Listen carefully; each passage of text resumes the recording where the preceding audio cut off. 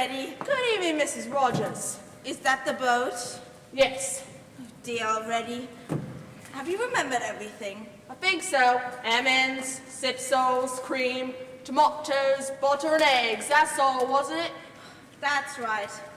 Oh God, all this work and I don't know where to start. And no mate until tomorrow. Oh, calm down, Ethel. Everything looks shipshape. Looks nice, don't it, Fred? Looks neat enough for me. Kind of bad, but rich folks like places there, it seems. Rich folks is queer. And he was a queer sort of gentleman who's built this place. Spent a wicked lot of money on it, he did, then gets tired of it, puts the whole thing up for sale. Beats me why the owners wanted to buy it, living on an island. Oh, come off it, Ethel. And bring that all out into the kitchen. They'll be here any minute now. Making that steam climb an excuse for a drink, I suppose. Like some others I know.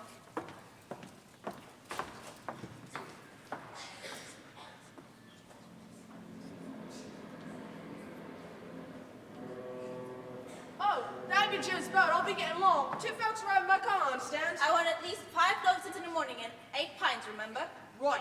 Oh, and Freddy, don't forget the oil. I ought to charge up tomorrow. I'll have the lights running down on me again. What's out up on the railway? I'll bring them out first thing tomorrow. Oh, and do help with the luggage, will you? Right. Oh, Tom, I forgot to give you the list of guests. Oh, thanks, old girl. Doesn't look like a very classy lot to me. Miss Vera Claythorne. She must be the secretary. I don't hold much with secretaries. Worse than hospital nerves and giving themselves airs and graces and looking down upon the housemaids. Oh, now. Stop your nagging and get into that expensive, up-to-date kitchen of yours. Too many newfangled gadgets for my fancy.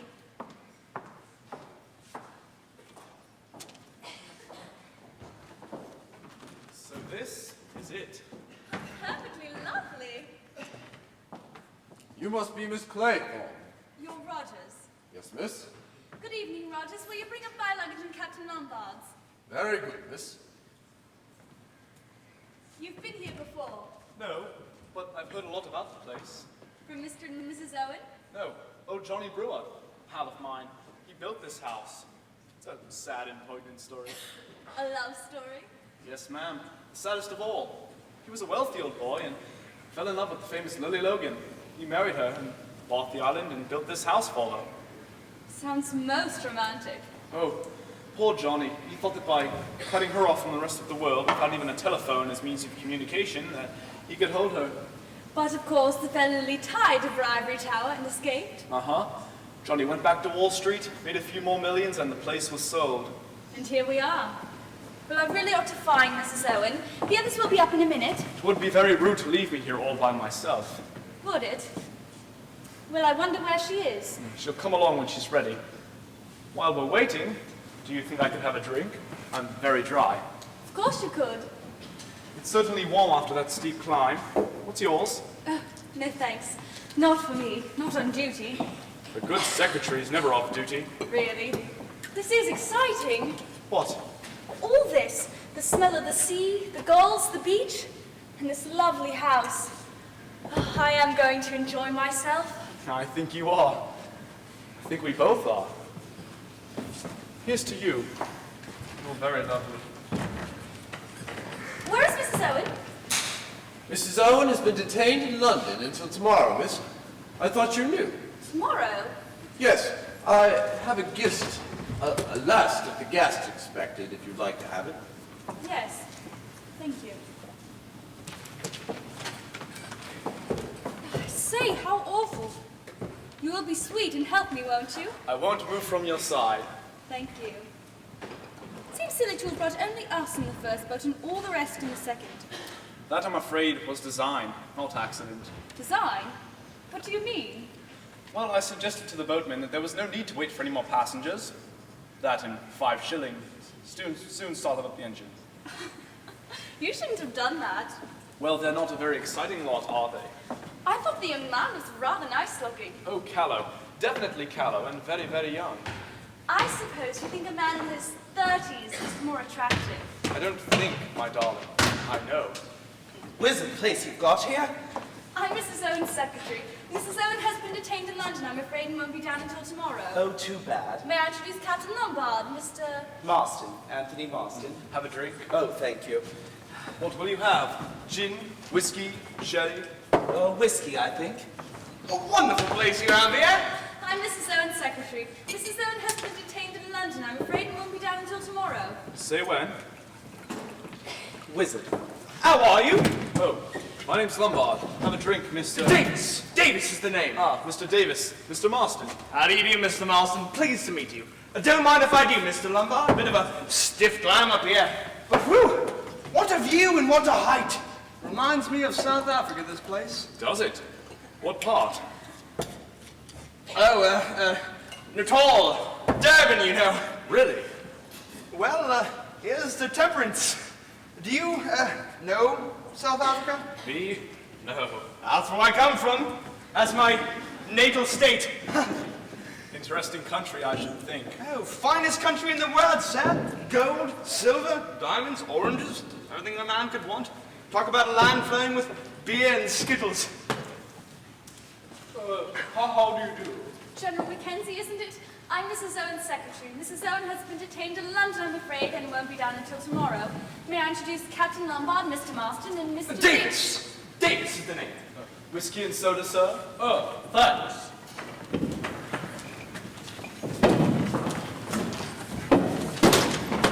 You in the service? Formerly in the King's African Rifles. Too tame for me in peacetime. I chucked it. Oh, pity. When? Where is Mrs. Owen? I'm Mrs. Owen's secretary. Mrs. Owen has been detained in London, I'm afraid. And won't be down until tomorrow. Indeed. Extraordinary. Did she miss the train? I expect so. Won't you have something? May I introduce Captain Lombard, General MacKenzie, Mr. Marston. I believe you all met on the boat, and Mr. Davis! Davis is the name. May I take your case? Do let me give you a drink. A dry martini, a glass of sherry, whiskey and soda? I never touch alcohol. You never touched alcohol. I suppose you know, young man, you left us standing there on the wharf. Oh, I'm afraid I'm to blame for that, Miss Brent. Seems to me most extraordinary that Mrs. Owen shouldn't be here to receive her guests. Perhaps she's just the kind of person who can't help missing trains. That's what I reckon she is. No, Mrs. Owen isn't the least bit like that. Perhaps it was her husband's fault. She hasn't got a husband. I should like to go to my room. Of course, I'll take you there. Mrs. Rogers is upstairs, miss. She'll show you the room.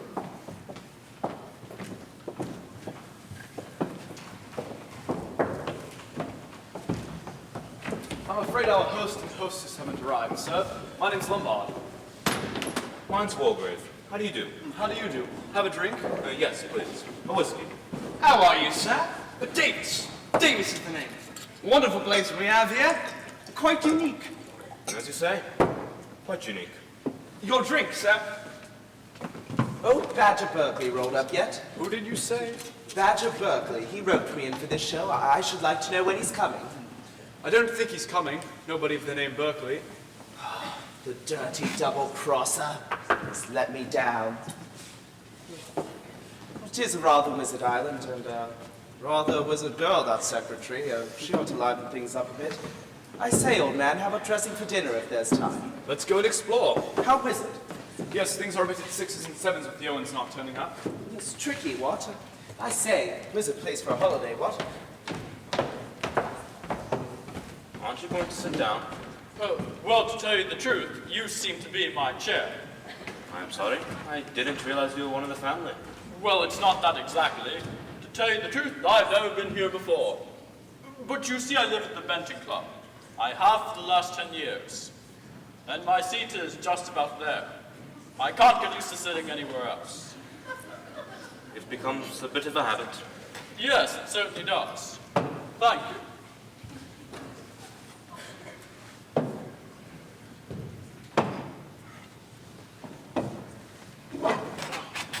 Well, it's not quite as good as the clubs, but it's a nice chair.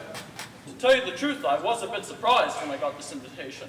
I haven't had anything of the kind for well over 4 years. It was very nice of them, I thought. Your key, sir?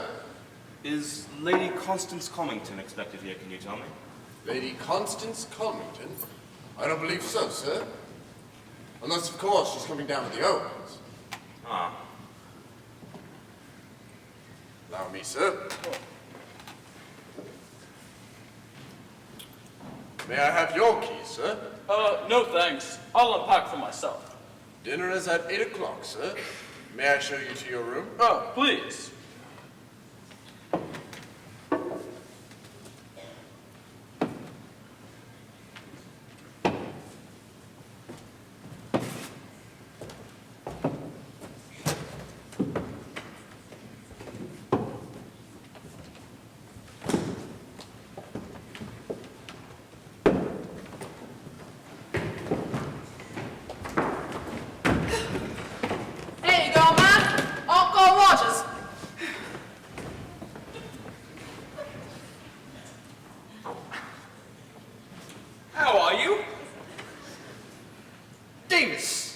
Davis is the name.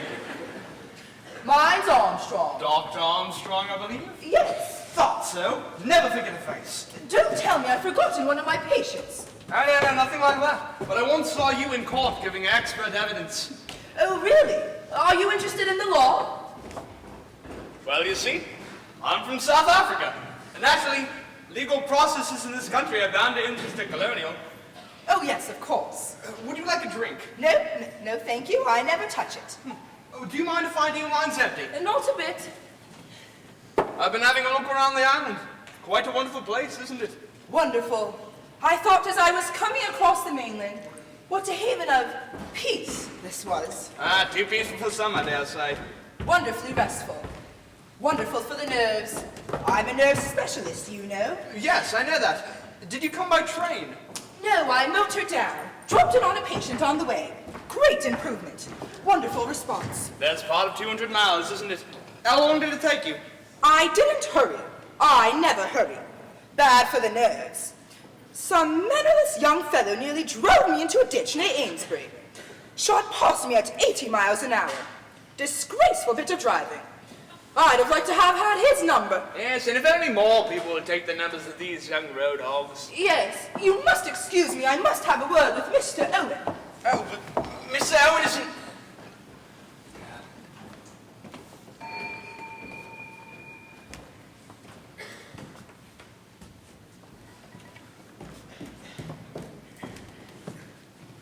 You rang, sir? Roddles, yes. Take my hat, will you? What time's supper? Dinner is at 8 o'clock, sir. Dressing shall be optional, I believe. Got a good place here? Yes, sir. Been here long? Just under a week, sir. Is that all? So I don't suppose you know much about the crowd that's here, eh? I can't say that I do, sir. All old friends of the family, eh, Rogers? I can't say that I know that either, sir. Oh, well. Oh, Rogers, do you think you could put some sandwiches and a bottle of beer in my room at night? I get an elephant appetite with this sea air. I'll see what I can do, sir. Rogers, I'll see that you won't lose by it. Where's my room? I'll show you, sir. Good, I could use with a wash and brush up straight away.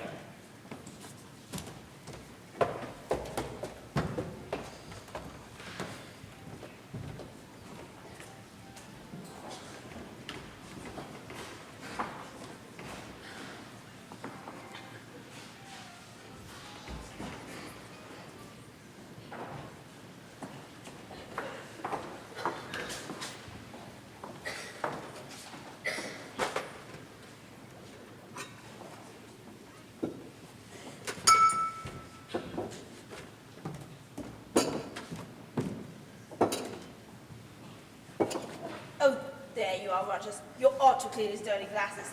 You always leave the dirty work to me. Here I am with a four-course dinner on my hands and no one to help me. Who was that you were talking to, by the way? Davis. Davis is the name. South African gentleman. No class if you ask me, and no money either. Don't like him. Don't like any of them much. More like the bunch we had in the boarding house, I'd say. Davis gives off that he's some kind of millionaire. But you should see his underwear. Cheap as they make them. Well, as I said, it's not treating us right. All these guests arriving today and no mates until tomorrow. Now. The money's good. Money ought to be good. Catch me going into service again unless the money was good. The money is good, so what are you going on about? Well, I can tell you this, Rogers. I'm not staying any place where I'm put upon. Cooking's my business. I'm a good cook. First-rate, old girl. But the kitchen's my place and household's none of my business. I have a good mind to put my head and coat on and leave for Plymouth again. Well, you can't do that, old girl. Who says I can't? Why not, I should like to know. Well, I believe it's because you're on an island. Had you forgotten that? Well, yes. I can't see me fancy being on an island. Can't see me fancy being on an island either. No, running off to the pub or going to the pitches. Well, it's double wages on account of the difficulties, and there's plenty of beer in the house. That's all you ever think about. Beer! Stop your nagging and get to the kitchen, or your dinner will be spoiled. We'll be spoiling them anyway, I expect. And I'm all coming in late. Thank goodness I didn't make a souffle. Dinner won't be a minute, miss. Just a question of dishing up. Is everything all right, Rogers? Can you manage between the two of you? Yes, miss. The missus talks a lot, but she gets the job done.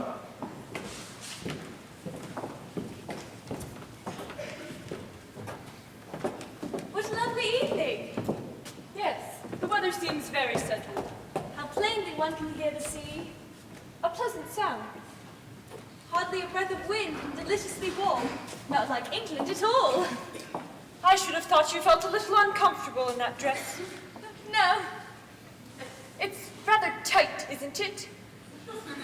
I don't think so. You'll excuse me, my dear, but you're a young girl and you've got your living to Yes. A well-bred woman doesn't like her secretary to appear flashy. It looks, you know, as though you're trying to attract the attention of the opposite sex. And would you say I do attract them? That's beside the point. A girl who deliberately sets out to get the attention of men won't be likely to keep her job long. Surely that depends on who she is working for. Really, Miss Claythorne. Aren't you being a little unkind? Young people nowadays behave in a most disgusting fashion. Disgusting. Yes. Low-backed evening dresses, lying half-naked on beaches, all this so-called sunbathing, an excuse for immodest conduct, nothing more. Familiarity, Christian names, drinking cocktails. And look at the young men nowadays, decadent.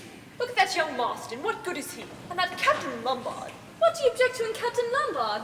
I should say he was a man who led a very varied and interesting life. The man's an adventurer. All this younger generation is no good at all. Oh, you don't like youth, I see. What do you mean? Nothing, I was just remarking that you don't like young people. And is there any reason why I should, pray? No, but it seems to me you must miss out on an awful lot. You're very impertinent. I'm sorry, that's just what I think. The world will never improve until we stamp out immodesty. Quite pathological. What did you say? Nothing. What about the old boy? He looks rather like a tortoise. All judges look like tortoises. They have that venomous way of darting their heads in and out. Mr. Justice Wargrave is no exception. Oh, I hadn't realized he was a judge. Oh yes, he's probably responsible for sending more innocent people to their death than anyone in England. Hello, you. Have you two met? Miss Claythorne, Dr. Armstrong? Armstrong and I have just decided... Yes, I heard you, and so did he, I think. Oh, Sir Lawrence. Miss Brent, isn't it? There's something I wish to ask you. Will you come out here? A remarkably fine night. Absolutely wizard car, a supercharged sports Varletti Carlotta. You don't see too many of them on the road these days. I can get over 100 out of her. Did you come from London? Yes, 208 miles, and I did it in a bit over 4 hours. Too many cars on the road, though, to keep it up. Touch 90 going over Salisbury Plain. Not too bad, eh? I think you passed me on the road. Did I? You nearly drove me into a ditch. Sorry. If I'd have seen your number, I'd have reported you. But you were footling along in the middle of the road. Footling? Me? Footling? Oh, well. What about a drink? Good idea. Will you have one, Miss Claythorne? Oh, no, thank you. Good evening, Mrs. Owen. Why, Mrs. Owen? Well, you'd make the most attractive wife for any wealthy businessman. Do you always flirt so outrageously? Always. Well, now we know. Tell me, what's old Miss Brent talking to the judge about? She tried to buttonhole him upstairs. I don't know. Funny, she seemed quite definite that there wasn't a Mr. Owen. You don't think that Mrs. Owen, I mean that there isn't, that they aren't. What, married, you mean? Damn shame we don't know each other. I could have given you a lift down. Yes, that would have been grand. Like to show you what I can do across Salisbury Plain. Tell you what, maybe I can give you a ride back. But Oh, but it seems damn silly. I've got an empty car. Yes, but she likes the way that she's going back, and I Look, think... aren't they sweet? There's 10 little China soldiers. And there's the old nursery rhyme. What are you talking about? What figures? What nursery rhyme? 10 little soldier boys going out to dine. One chokes his little self, and then there were 9. 9 little soldier boys sat up very late. One overslept himself, and then there were 8. 8 little soldier boys traveling in Devon. One got left behind, and then there were 7. Ladies and gentlemen, silence, please. You are charged with these indictments, that you did respectively and in diverse times commit the following. Edward Armstrong, that you did cause the death of Louisa Mary Cleves. William Henry Blore, that you brought about the death of James Stephen Landlord.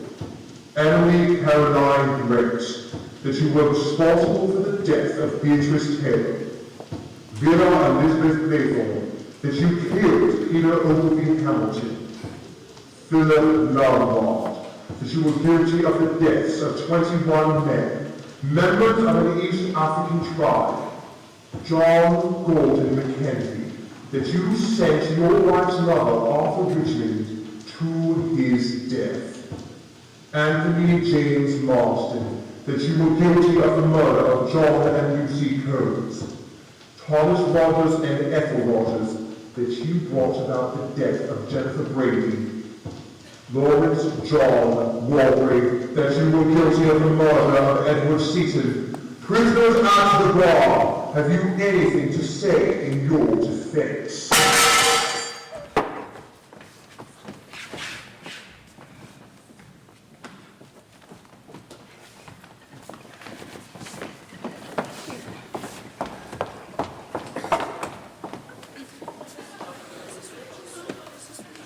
It's nothing much. She's fainted, that's all. She'll be round in a minute. Get some brandy. Look, get some brandy.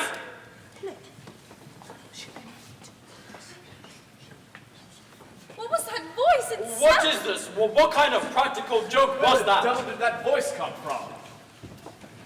Here we are. You are charged with these indictments. Turn it off, it's horrible. A disgraceful and heartless practical joke. So you think it's a joke, do you? What else could it be? At the moment, I'm not prepared to give an opinion. Who the devil turned it on, though, and set it going? We must inquire into that. Oh, dear me. Oh, dear me. Excuse me. Pardon me. Ethel, it's all right, do you hear me? Pull yourself together. It's all right. You'll be all right, Mrs. Rogers. Just a nasty turn. Did I faint, madam? Yes. It was the voice. The awful voice. Like a... Where's the brandy? Here, drink this, Mrs. Rogers. I'm all right now. Just gave me a nasty turn. Gave me a nasty turn, too. Why, I'd like to know what that was all about. Who was it put that record on the gramophone? Was it you, Rogers? Just obeying orders, sir. Whose orders? Mr. Owen. Let me get this quite clear. Mr. Owen's orders were what exactly? I was to put a record on in the gramophone in the study. I'll start with that one. I find the records in a drawer in there. I thought it was just a piece of music. A very remarkable story. It's the truth, sir. In heaven's name, it's the truth. It had a name on it. Just thought it was a piece of music. Is there a title? Title? Yes, sir. It's entitled Swan Song. The whole thing is preposterous, preposterous. Slinging accusations about like this. Something must be done about it. This fellow Owen, whoever he is. That's just it. Who is he? That is what we must get into very carefully. I should suggest that you get your wife to bed, Rogers, and then come back here. I'll give you a hand. Will she be all right, Doctor? Yes, quite all right. Don't know about you all, but I feel I need another drink. I agree. I'll get them. Preposterous! That's what it is! Preposterous! Whiskey for you, Sir Lawrence. I should like a glass of water. Yes, I'll get it for you. Should like some whiskey myself. She'll be all right. I've given her a sedative. Now then, Doctor, you want a drink after all this? No, thank you. I never touch it. Ah, so you said. This is yours, gentlemen. Now then, Rogers, we must get to the bottom of this. Tell us all you know about Mr. Owen. Well, he owns the place, sir. I'm aware of that fact. What I want you to tell me is what you yourself know about the man. Well, you see, sir, I've never seen him before. What do you mean you've never seen him before? We've been here only under a week, Mrs. Rogers and I. We were engaged here through letter, through a registry office in Regina, Plymouth. That's a high-class fan. We can check on that. Have you got that letter? Yes, sir.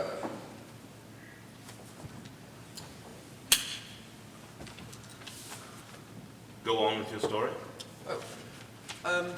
We arrived here on the 4th, like the letter says. Everything was in order. Just needed dusting and that. And there was plenty of food in stock. What next? Nothing. We then received orders to prepare the rooms for a house party. 8. Then yesterday, by the Morning Post, we received a letter saying that Mr. and Mrs. Owen may be detained in London until tomorrow, and instructions about dinner and putting the record on in the study. Have you got that letter? Yes, sir.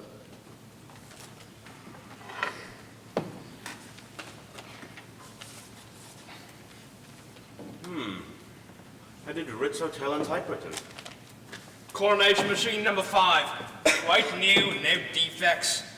Inside paper, most common make. We shan't get much out of this.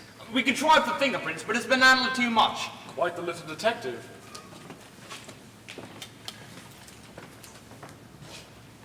He's got some fancy Christian names, hasn't he?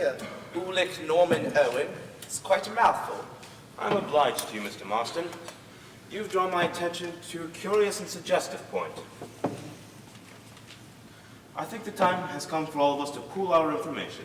It would be well for everybody to come forward with all the information they have regarding our unknown host. We are all his guests. I think it would be profitable if each of us were to explain exactly how that came about. There's something very peculiar about all this. I received a letter with a signature that was not very easy to read. It purported to be from a woman I met at a certain summer resort 2 or 3 years ago. I took the name to be Ogden. I'm quite friendly with anyone of the name of Owen. Have you got that letter, Miss Brent? Yes, I will fetch it for you. Thank you. Miss Claythorne. I never actually met Mrs. Owen. I wanted a holiday post, so I applied through a secretarial agency in London, Miss Grenfell's. They offered me this post and I accepted. And you were never interviewed by your prospective employer? No. This is the letter.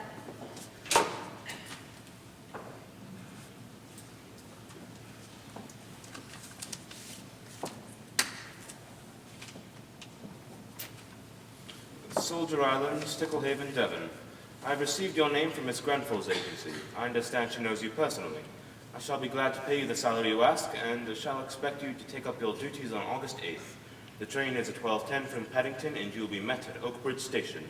I enclose £5 for expenses. Yours truly, Una Nancy Owen. Mr. Marston. Don't actually know the Owens. I got a wire from a pal of mine, a Badger Berkeley. He told me to roll down here. It surprised me a bit because I thought the old horse had gone to Norway. I haven't got the wire. Dr. Armstrong.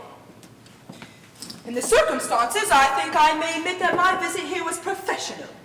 Mr. Owen wrote to me that he was worried about his wife's health, her nerves to be precise. He wanted a report without her being alarmed. He therefore suggested that my visit here be regarded as that of an ordinary guest. You had no previous acquaintance with the family. No. Yet you had no hesitation in obeying the summons. A colleague of mine was mentioned and a very handsome fee suggested. I was due for a holiday anyway.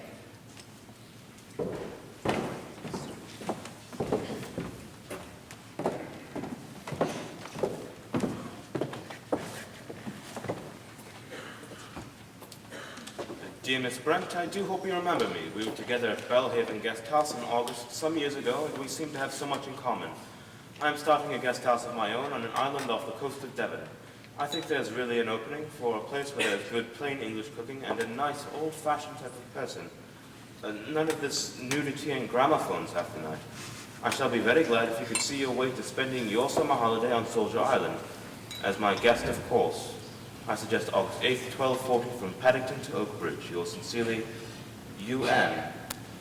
Yes, the signature is slightly ambiguous. I like the nudity touch.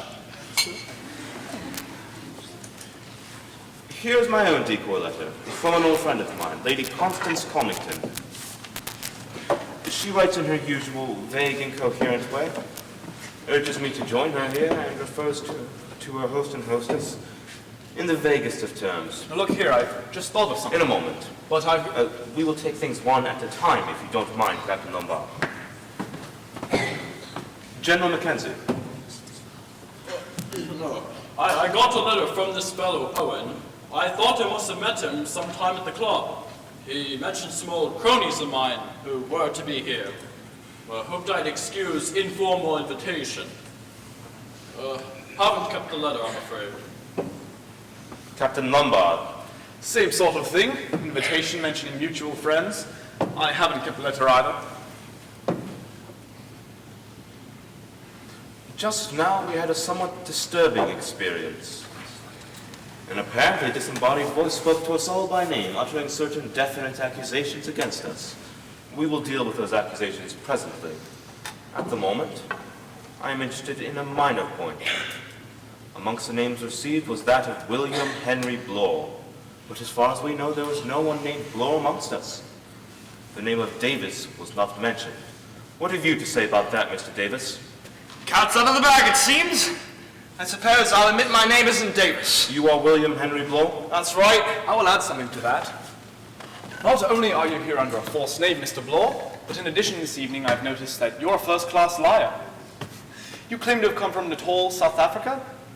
I know South Africa and Natal well. I'm prepared to swear that you've never set foot there in your life. You've got me all wrong. I'm an ex-CID man. Oh, a copper. Look, I've got my credentials and I can prove it.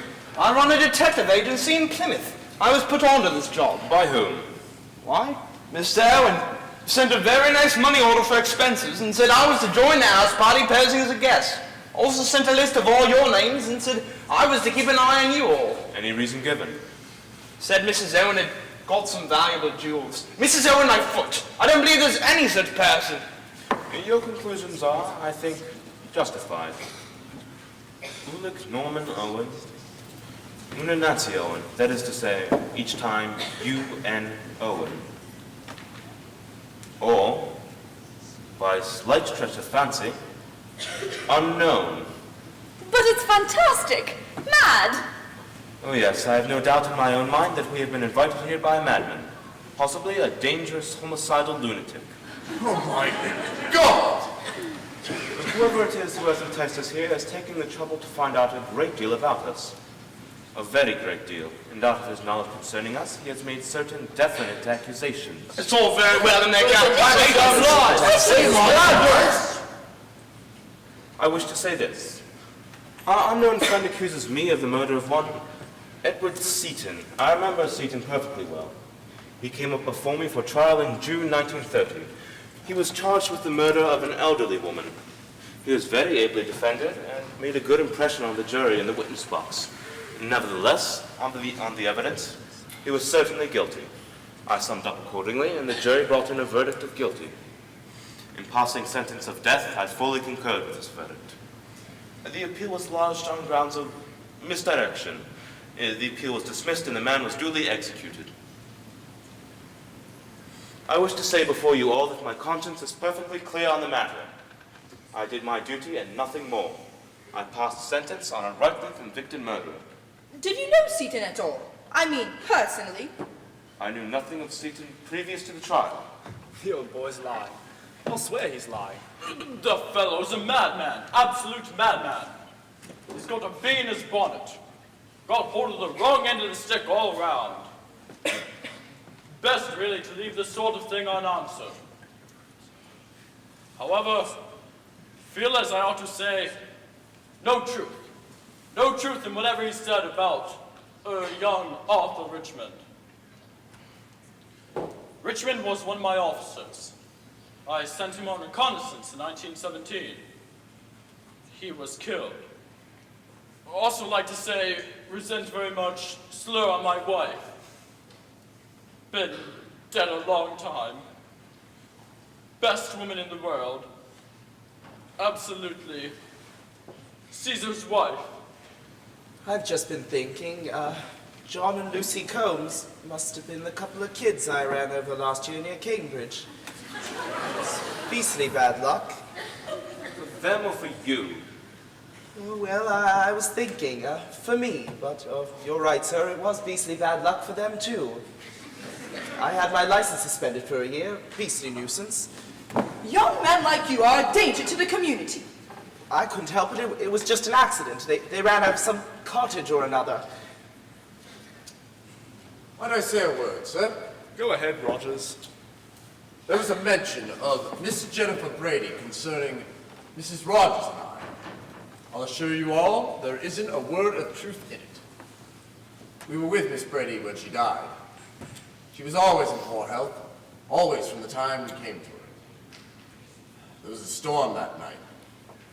The telephone was out of order and we couldn't get the doctor to her, so I went for him, on foot. But by the time we got there, it was too late. We'd done everything possible for her.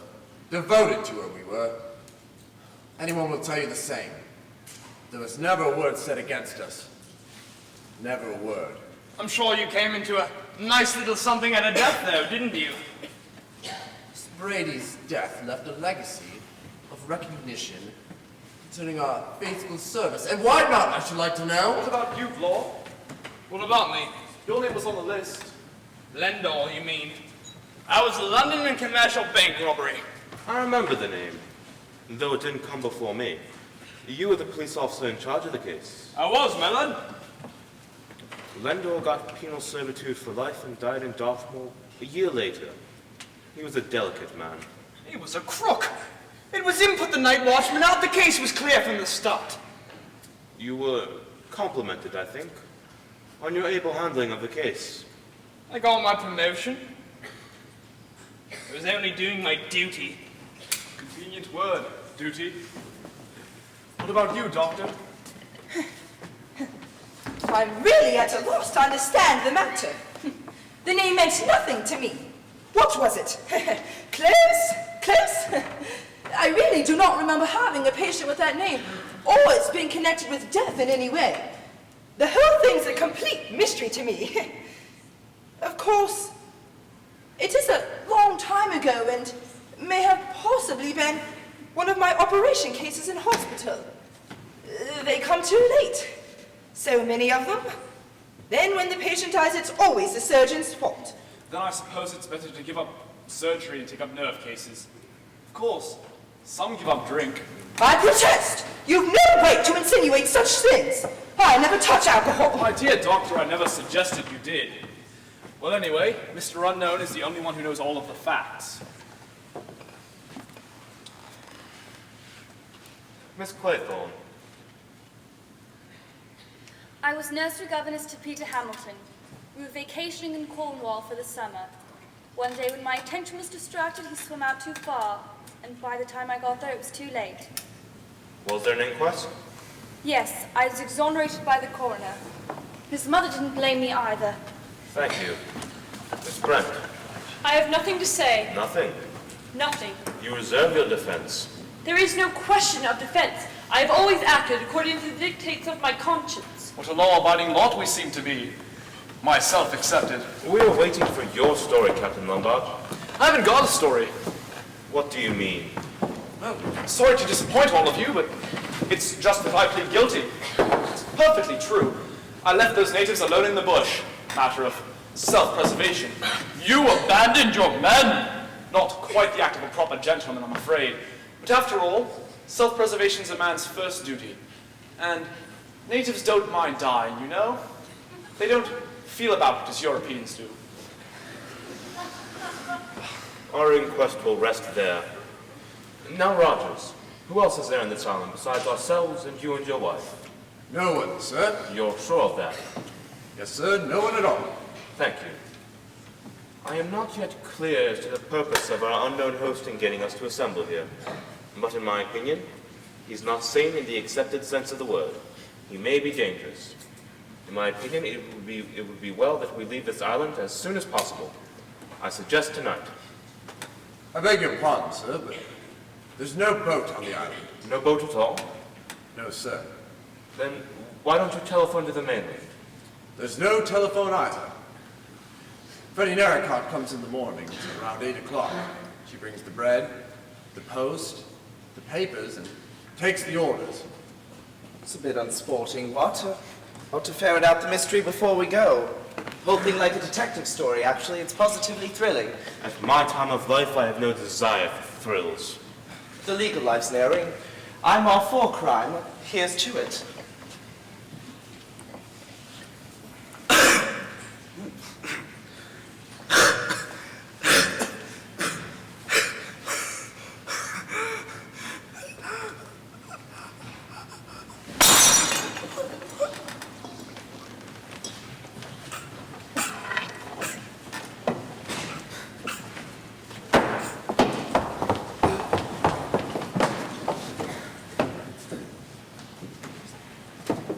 My goodness! He's dead. Dead? Do you mean the fellow just choked and died? You can call it choking if you'd like. He died of asphyxiation, right enough. Never knew a man could die like that, just of a choking fit. In the middle of life, we are in death. A man does not die of a mere choking fit, General MacKenzie. Marston's death is not what we call a natural death. Was there something in the whiskey? Yes. By the smell of it, cyanide. Probably potassium cyanide. Acts pretty well instantaneously. Then he must have put the stuff in the glass himself. Suicide, eh? That's a rum go. You'd never think that he'd commit suicide. He was so alive. He was enjoying himself. Oh, look! One of the little soldier boys off the mantelpiece, broken.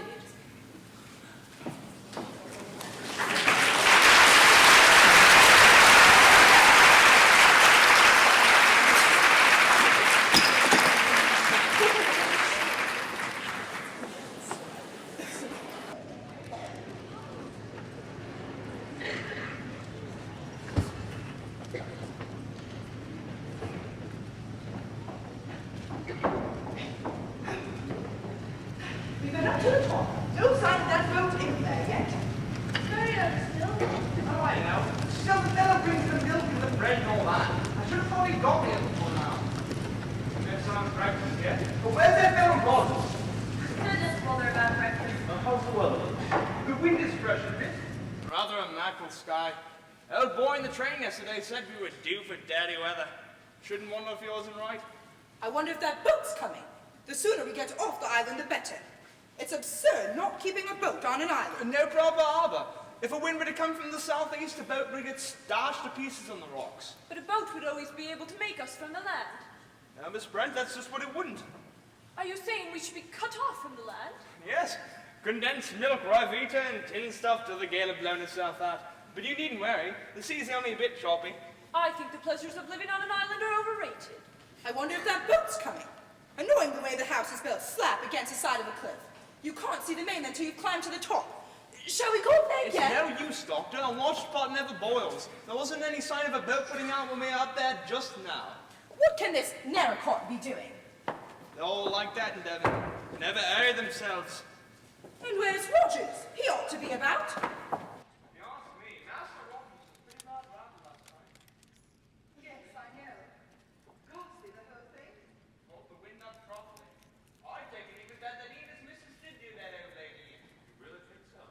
Well, I never saw a man more scared.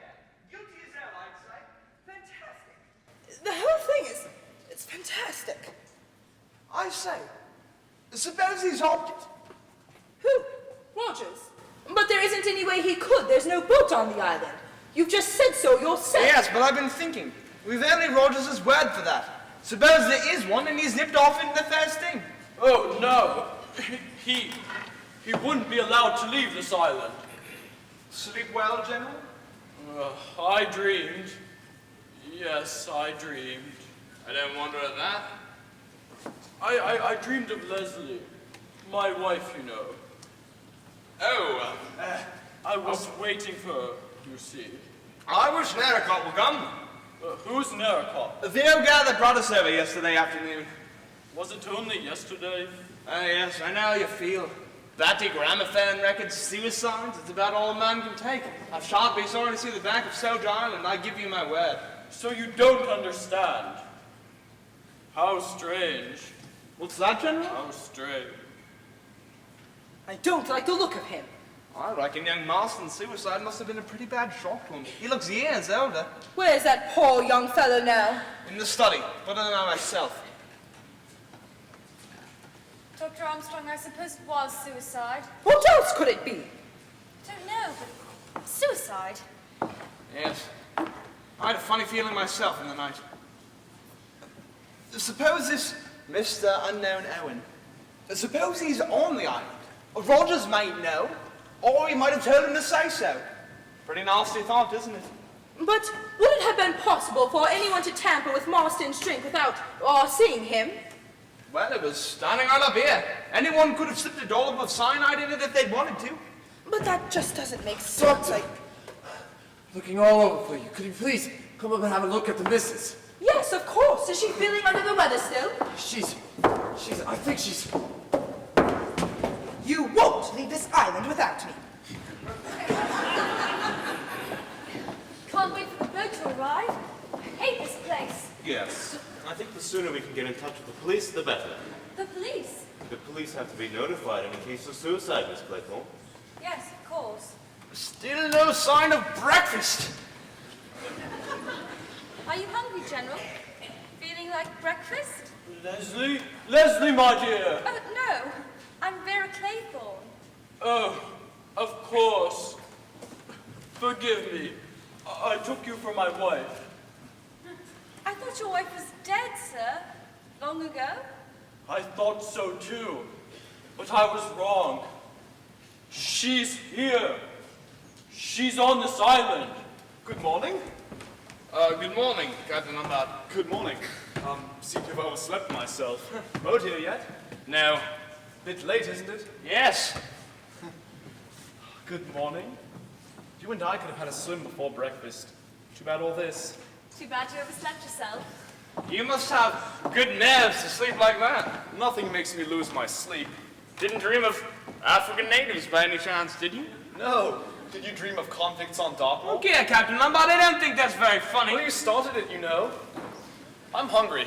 What about breakfast? The whole domestic staff seems to have gone on strike. Well, we can always forage for ourselves. Hello.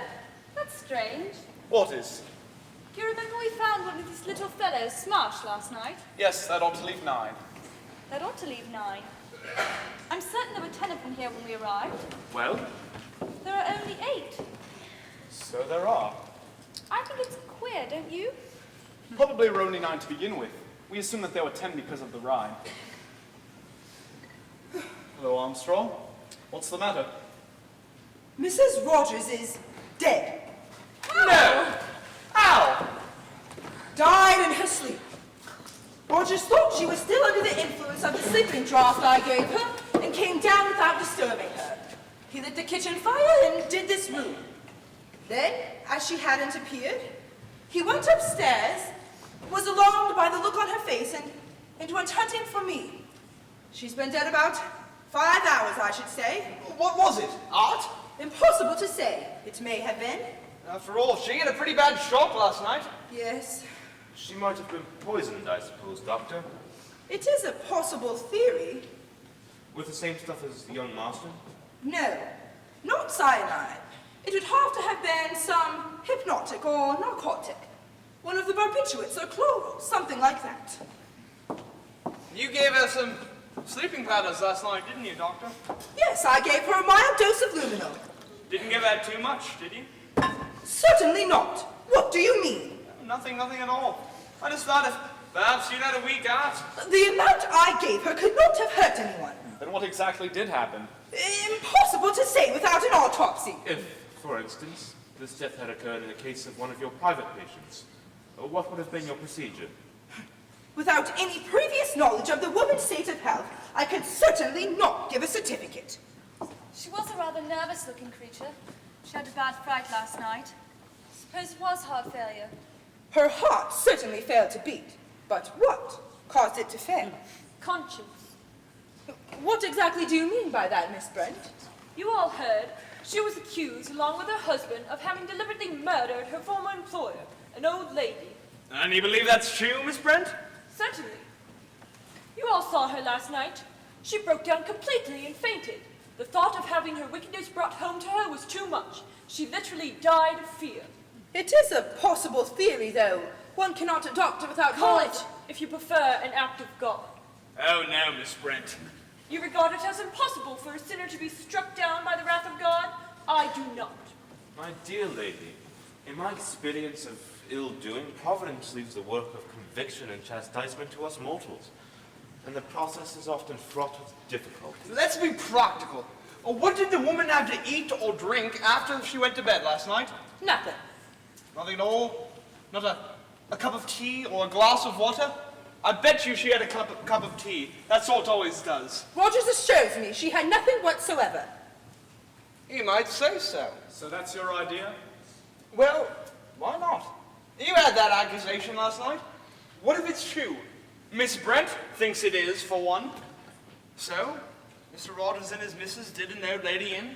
They're feeling quite safe and happy about it. Happy? Well, they know there's no immediate danger to them. Then, last night, some lunatic goes and spills the beans.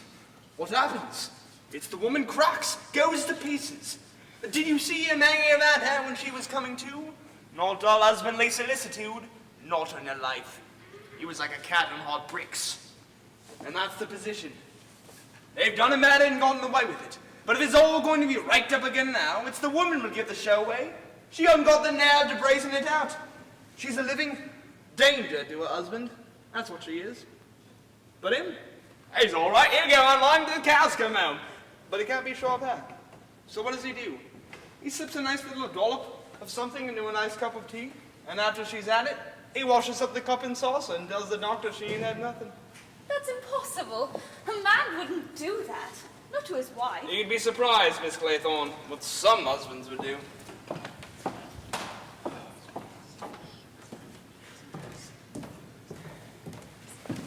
Excuse me, miss. Meeting on with breakfast now. I'm not much of a hand as a cook, I'm afraid. It's lunch that's worrying me.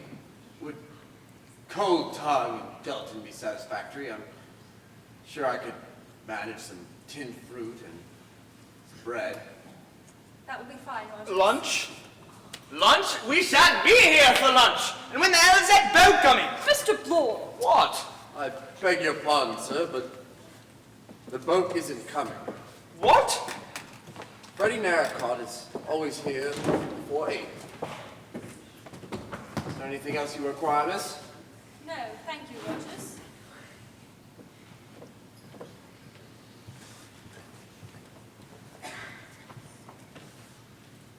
And it's not Rogers.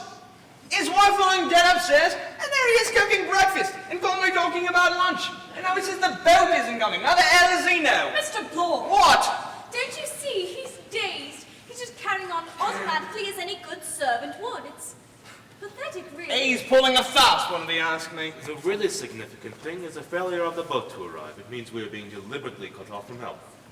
That's very little time, very little time. What's that, General? Don't you see? Very little time. We mustn't waste it talking about things that don't matter. Why do you think Narracott hasn't turned up yet? I think the ubiquitous Mr. Owen has given orders. You mean, told her it's all a practical joke or something of that kind? She'd never fall for that, would she? Why not? Soldier Island's got a reputation for people having crazy parties. This is just one more crazy idea, that's all. Narracott knows there's plenty of food and drink on the island. Probably thinks it's all a huge joke. But couldn't we light a bonfire at the top of the island so that they'd see it? That's probably been provided against. All signals are to be ignored. But can't we do something? Oh yes, we can. We can find the funny gentleman who staged this little joke, Mr. Unknown Owen. I'll bet you anything you like he's here on this island, and the sooner we get a hold of him, the better. Because in my opinion, he's as mad as a hatter, and as dangerous as a rattlesnake.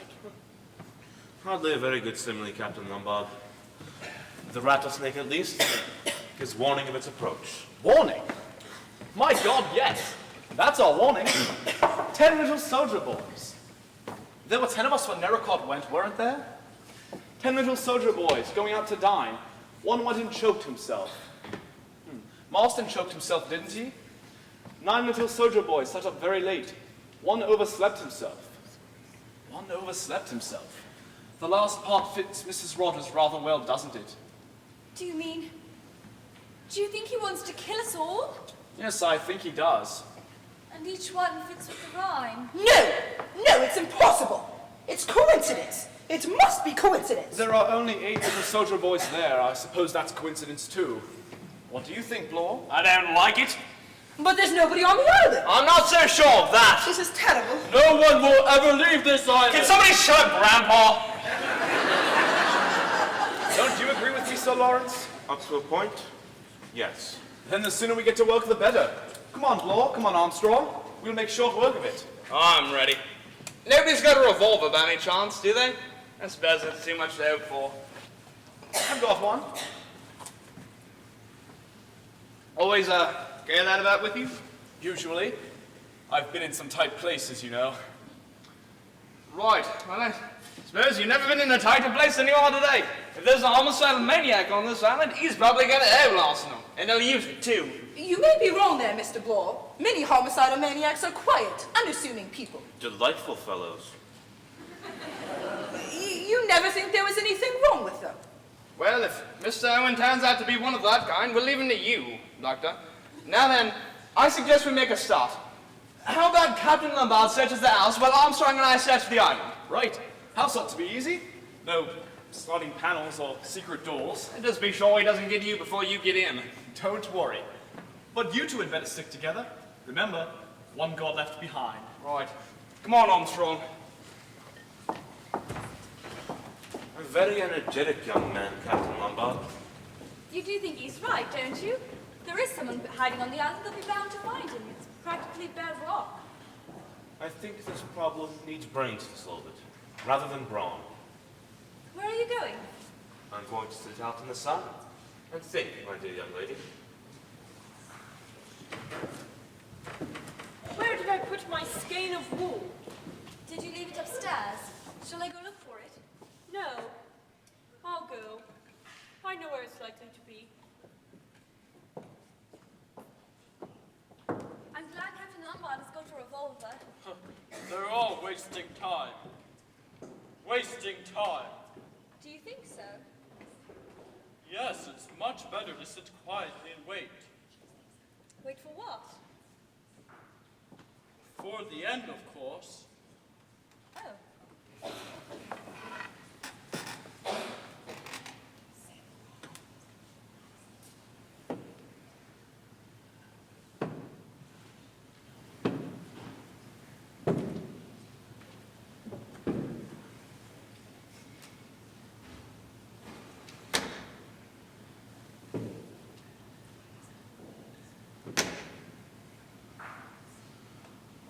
I wish I could find Leslie. Your wife? Yes, I wish you had known her. She was so pretty. So gay. Was she? I loved her very much. Of course, I was a lot older than she was. She was only 27, you know. Arthur Richmond, he was 26. He was my ADC. Leslie liked him. They used to talk of music and plays, and she teased him and made fun of him. And I was pleased. I thought she took a motherly interest in the boy. Damn fool, wasn't I? No fool like an old fool. exactly like the book, the way I found out. When I was out in France, she wrote to the both of us, and she put the letters in the wrong envelope. So I knew. Oh, no. It's all right, my dear.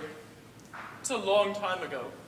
But you see, I loved her very much, and believed in her. And I didn't say anything to him. I let it gather inside, here. It was a slow, murderous rage. The damned young hypocrite! I liked the boy. I trusted him. I wonder what the others are doing. I sent him to his death. It was quite easy. Mistakes were being made all the time. All anyone could say was that I'd lost my nerve a bit, made a blunder, and sacrificed one of my best men. But Leslie never knew. I never told her I'd found out. We went on as usual, but somehow nothing was real anymore. She died of pneumonia. She had a heart-shaped face, gray eyes, brown hair, curled. Don't! Yes, I suppose in a way it was murder. Curious, murder. And I've always been such a law-abiding man. It didn't feel like it at the time. Serves him damn well right. That's what I thought. But after, well, you know, don't you? What do you mean? You don't seem to understand. I thought you would. I thought you'd be glad too.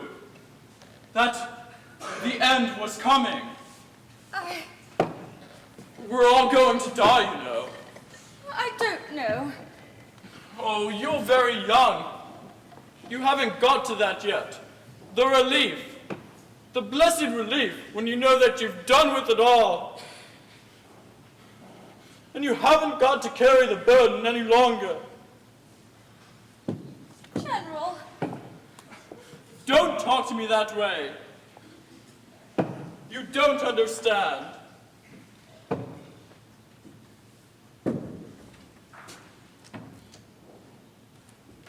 I want to sit here and wait. Wait for my Leslie to come for me.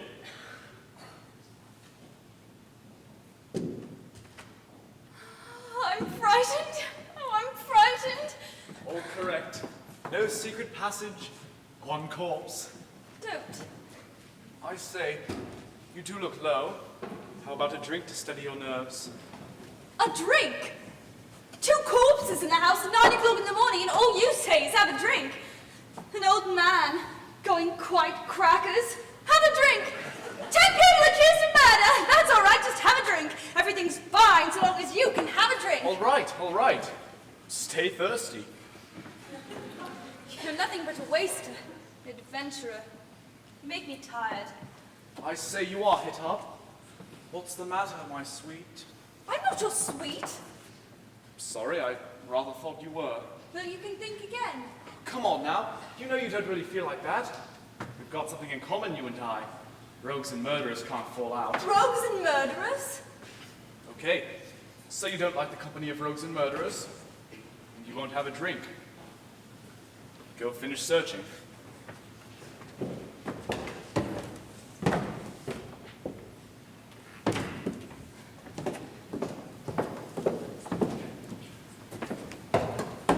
Unpleasant young man. I can't find it anywhere. Is anything the matter? I'm worried about the general. He really is ill, I think. Looking after the boat, General. His sin has found him out. Don't. One must face facts. Can any of us afford to throw stones? Even if his wife was no better than she should be. And she must have been a depraved woman. He had no right to take judgment into his own hands. What about Beatrice Taylor? Who? That was the name, wasn't it? You are referring to that absurd accusation about myself? Yes. Now that we're alone, I have no objection to telling you the facts of the case. Indeed, I should like you to hear them. It was not a fit subject to discuss before gentlemen, so naturally I refused to say anything last night. That girl, Beatrice Taylor, was in my service. I was very much deceived in her. She had nice manners and was clean and willing. Of course, all that was sheerest hypocrisy. She was a loose girl with no morals, disgusting.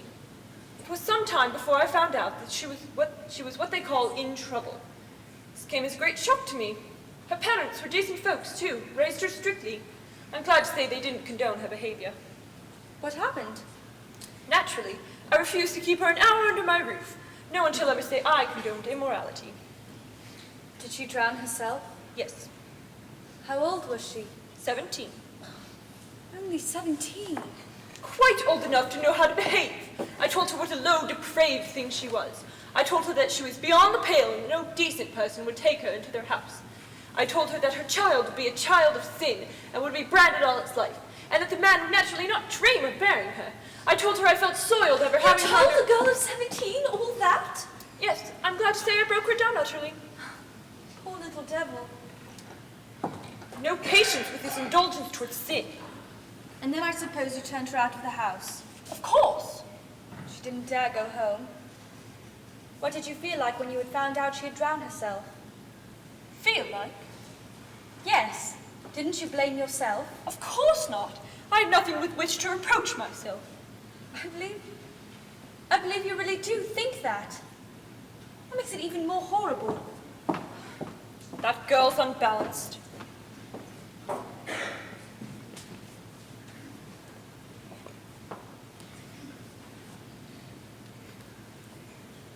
The heathen are sunk down in the pit that they made. In the net which they hid is their own foot taken.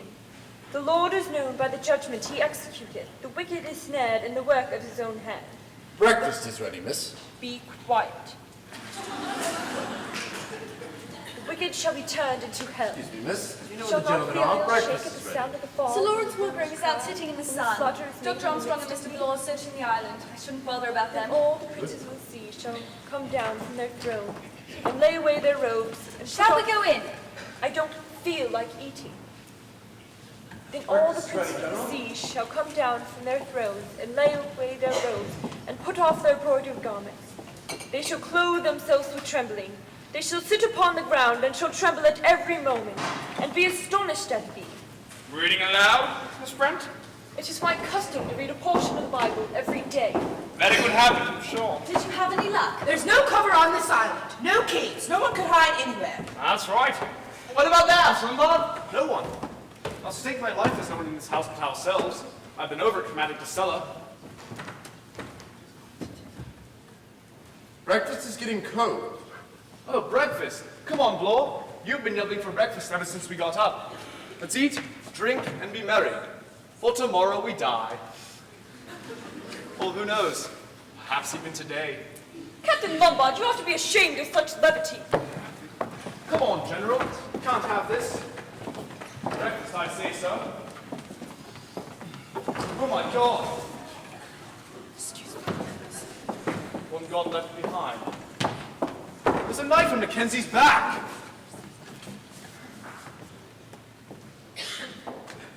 He's dead.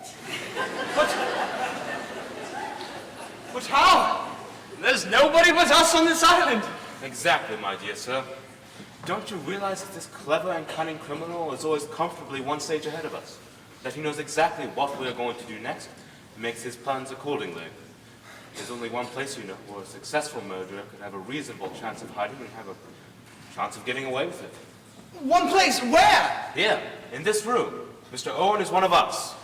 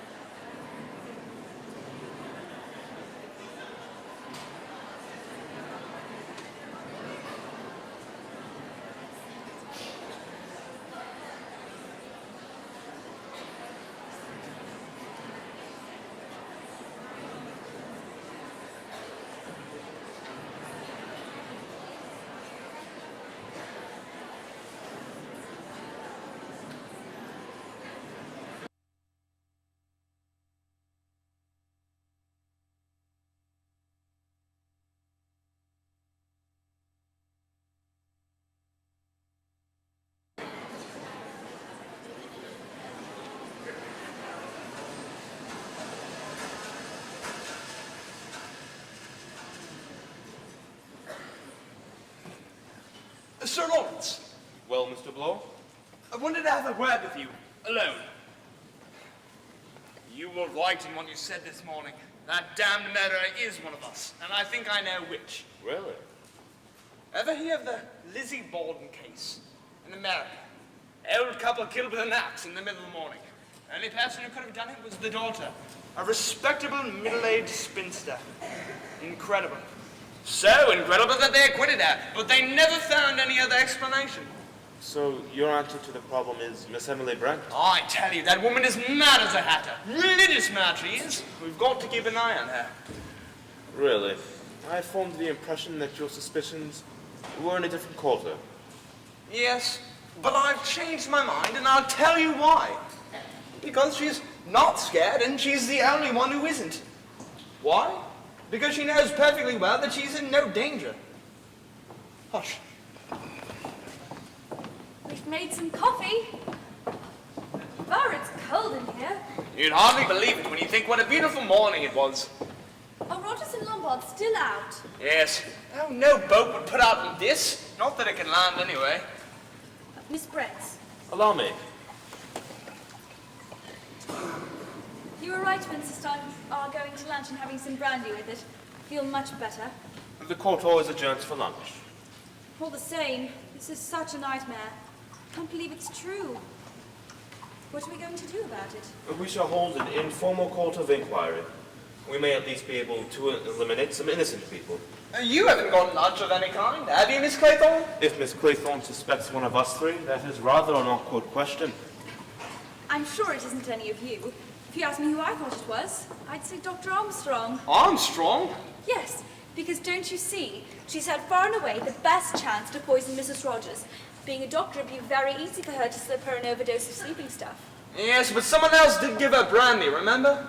Her husband had a good opportunity of administering a drug. It isn't Rogers. He hadn't got the brains nor the money to fix this stunt. Besides, you can see he's scared stiff.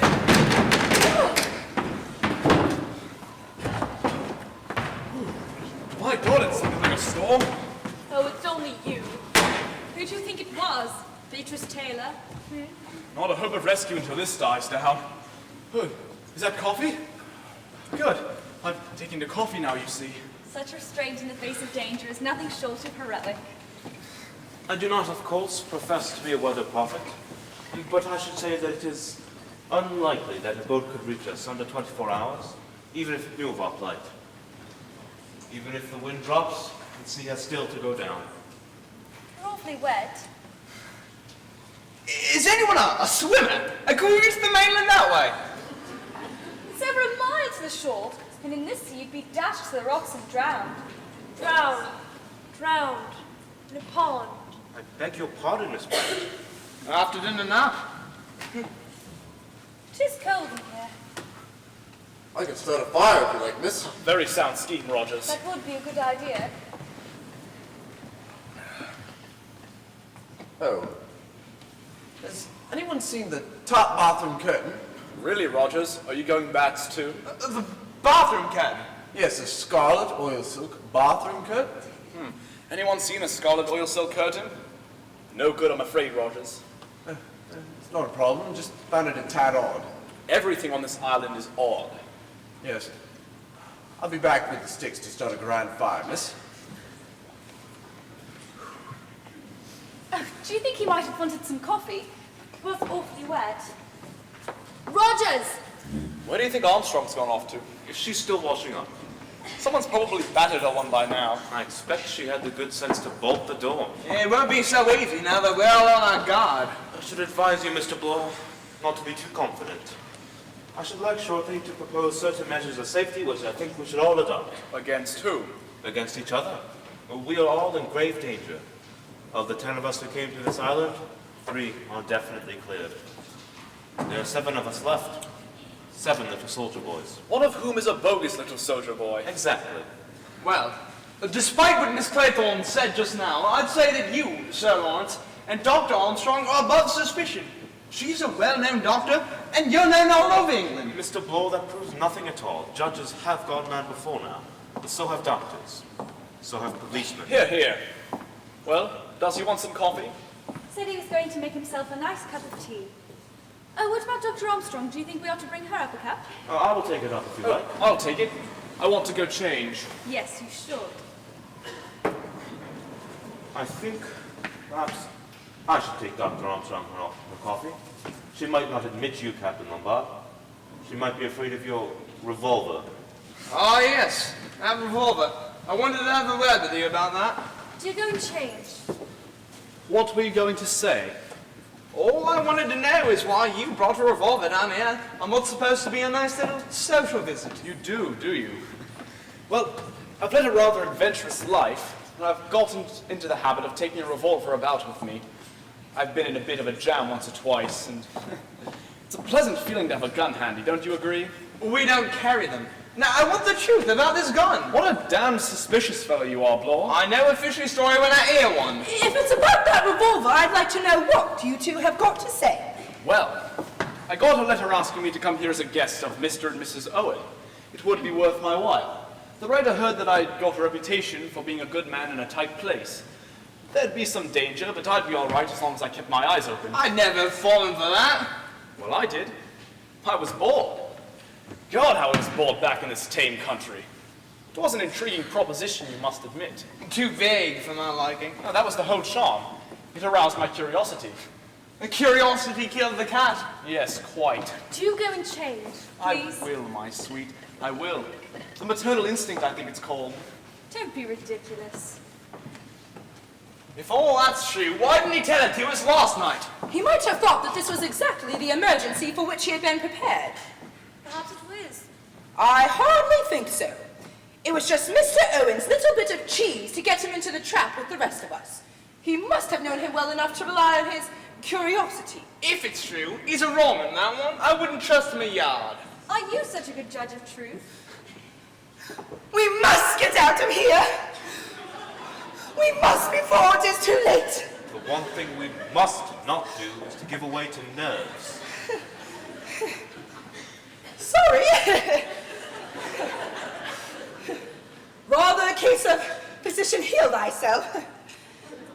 But I've been overworked lately and run down. Sleeping badly? Yes. I keep dreaming. Hospital. Operations. A knife at my throat. Real nightmares. Yes.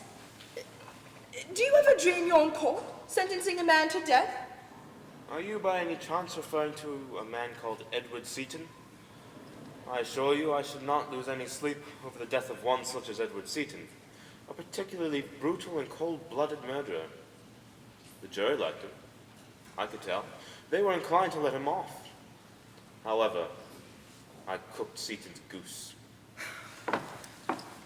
It's cold in here. Wonder where Rogers is.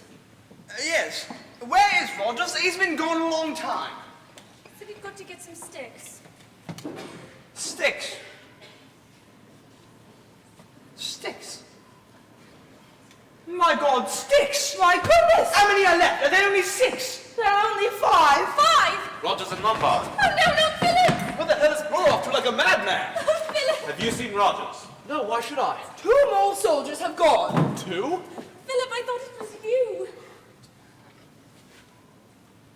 Well, what is it? In the scullery. Is he? Oh, he's dead, all right. How? With an axe.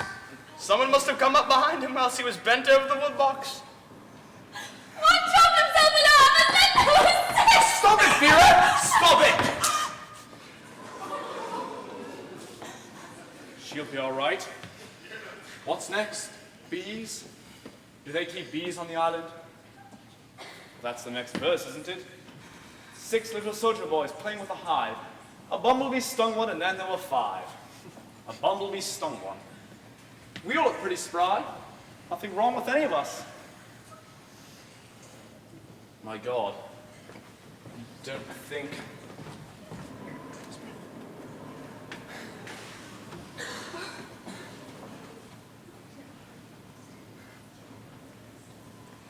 Hypodermic syringe.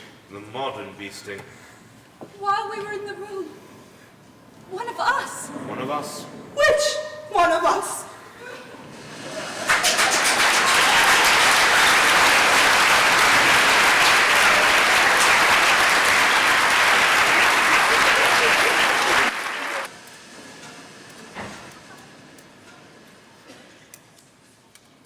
soldier boys sitting in a row, watching each other and waiting for the blow.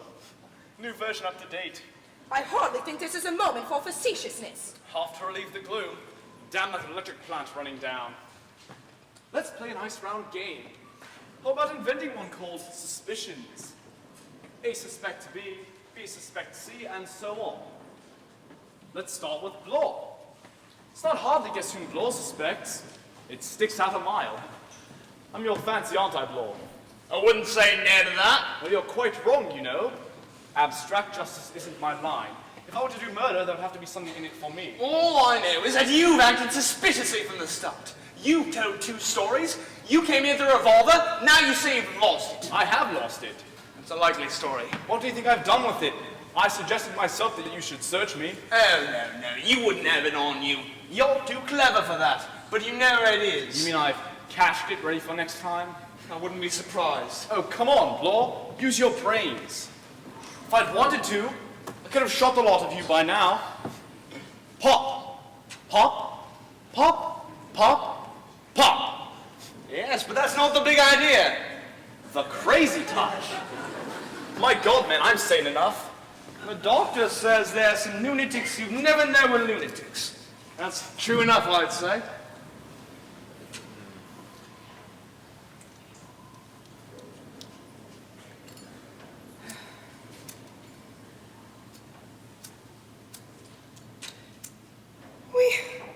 We shouldn't just sit here doing nothing.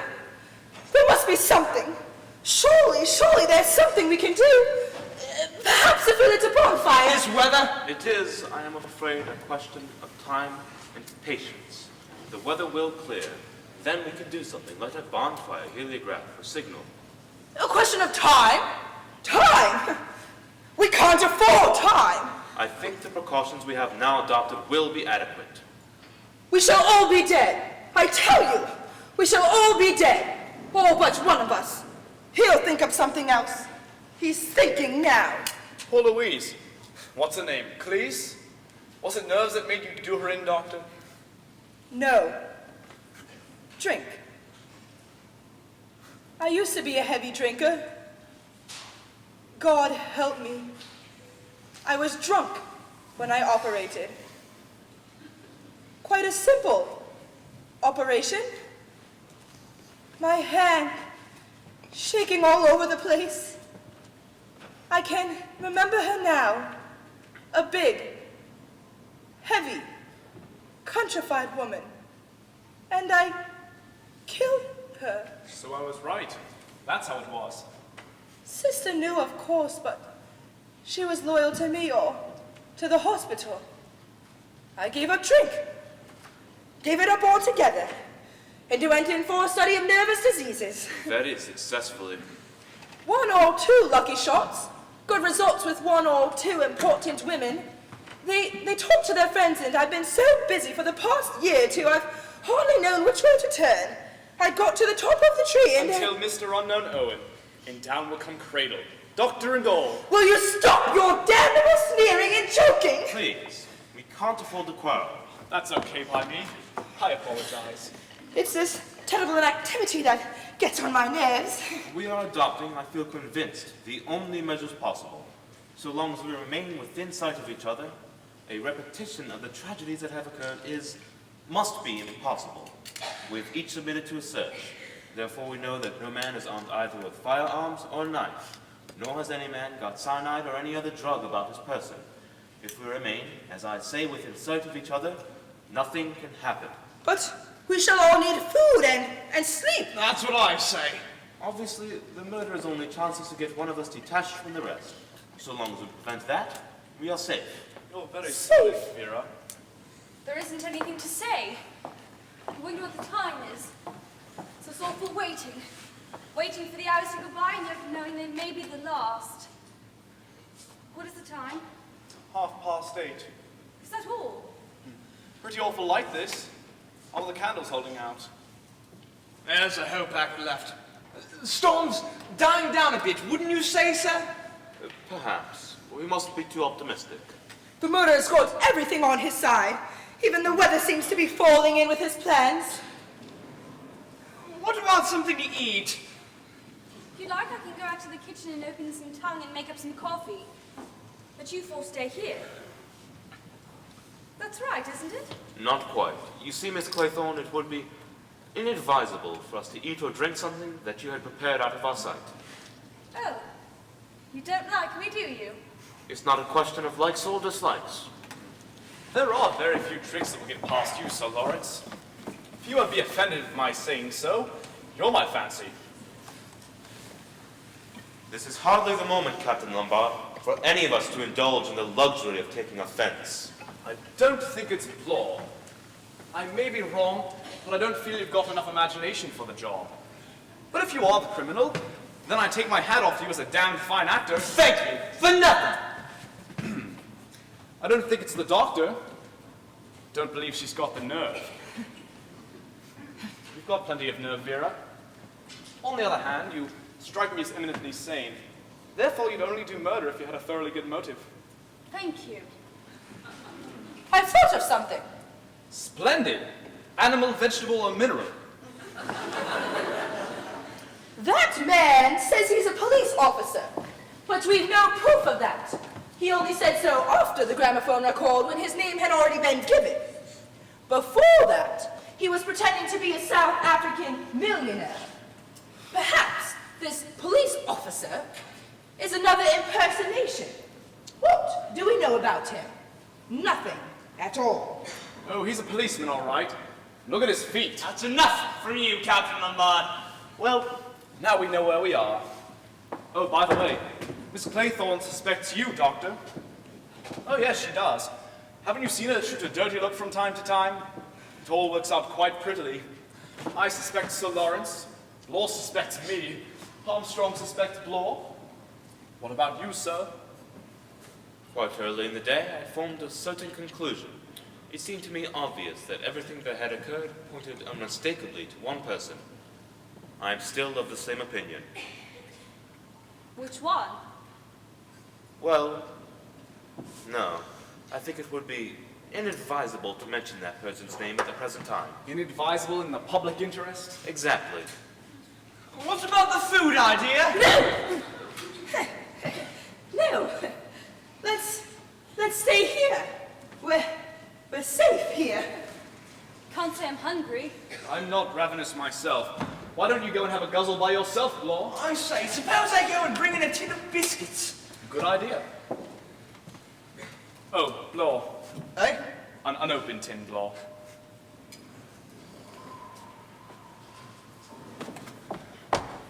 It's only the wind, making the curtains rattle.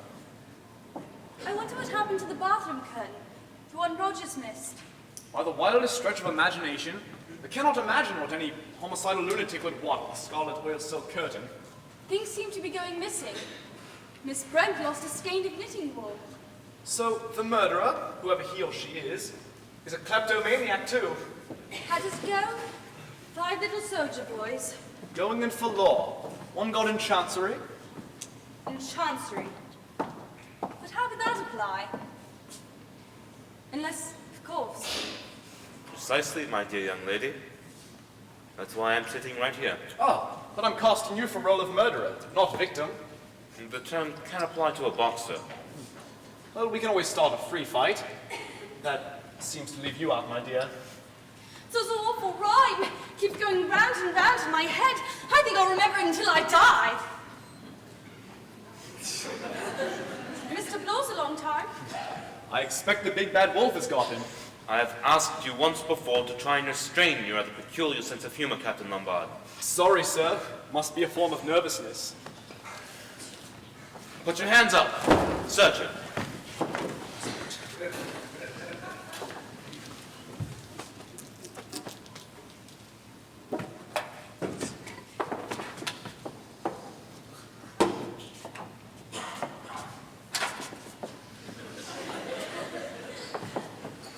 No, thank you. Come now. You haven't had any dinner. I couldn't eat anything. I warn you. Blore will wolf the lot. We don't need to be so funny about it. There's no use in starving ourselves. How are we off for cigarettes? I haven't got any. I've run out too. Fortunately, I'm a pipe smoker. I've got a whole box upstairs in my suitcase. I'll run and get them if you like. Could use a cigarette myself. But see that you four stay where you are. Not bad, these biscuits. What are they? Cheese? Cheese and celery. Oh. That girl ought to have had some. Her nerves are in a bad state. I don't know that I'd agree with you there, Doctor. Miss Claythorne strikes me as a cool and resourceful young lady. Quite remarkably so. So that's your idea, is it? That she's the guilty party? Hardly likely. A woman. You and I, Doctor, see women from slightly different angles. What does anyone say to a spot of whiskey? Good idea. Providing we tackle an unopened bottle.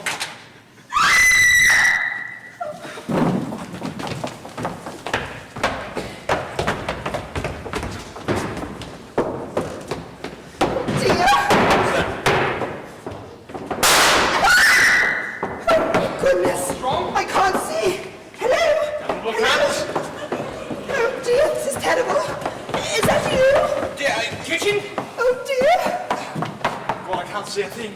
Hello, is that you? Phillip? Phillip, where are you? I've lost you. Here I am. Where are we? Why can't we have some light? It's awful in the dark. You can't tell where you are. You can't tell where anyone is. The damn draft on the stairs is blowing all candles out. Oh, dear. Here, I've got a lighter. This is terrible. Oh, my. Oh, this is frightening. Oh, dear. Oh. Where's Dr. Armstrong? I'm in the hall hunting for matches. Oh, never mind matches. Get some more candles. I was horrified to death. It went right down my throat. What did? The window was open in my room. It blew out the candle and I opened the door. There was a long strand of seaweed hung there, and a rabbit followed round my throat, and I thought I was being strangled by what hand? I don't wonder you yelled. Who hung that seaweed there? I don't know. When I find out, they'll be sorry they were ever born. Who's that? It's only me, Miss Claythorne. Here we are. Who fired that shot?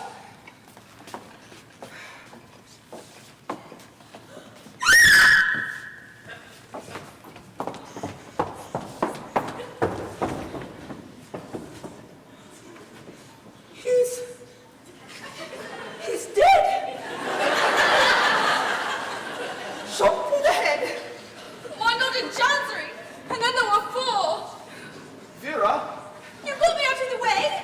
You got me to go upstairs for cigarettes. You hung that seaweed there.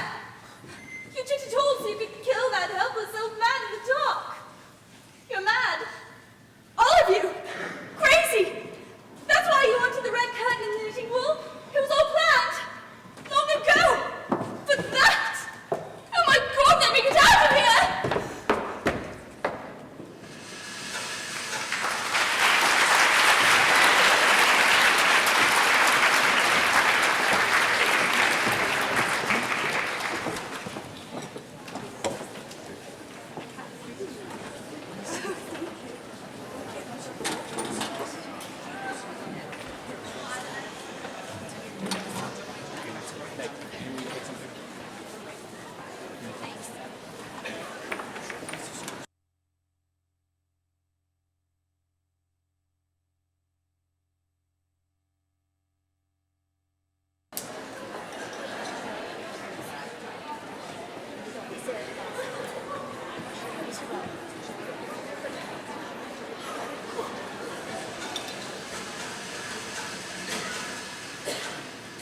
Three little soldier boys sitting in a row, thinking as they guzzle who's the next to go.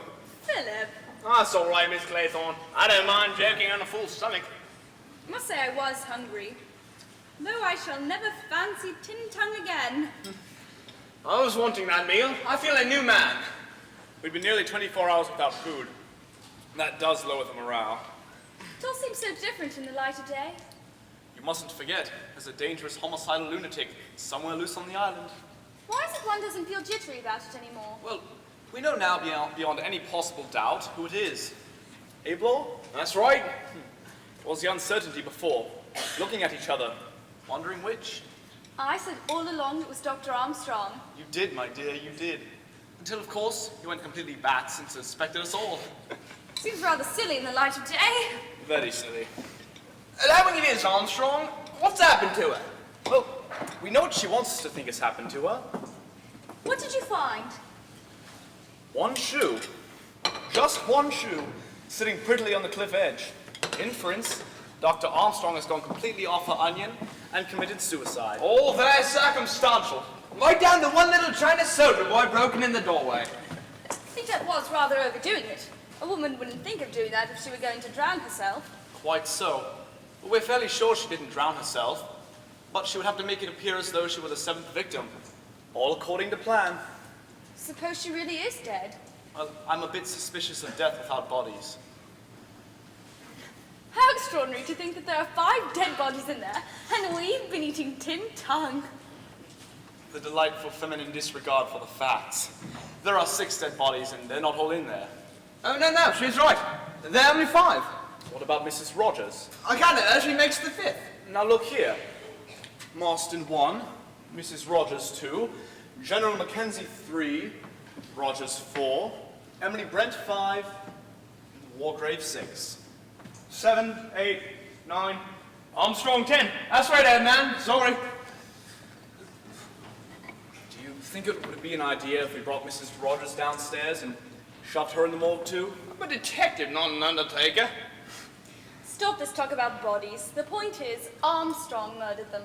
Yes, we should have suspected it was Armstrong all along. How do you think Armstrong got out of your revolver? I haven't the slightest idea. Tell me exactly what happened last night. Well, after you threw yourself into a fit of hysterics and locked yourself in your room, we all thought we'd better go to bed.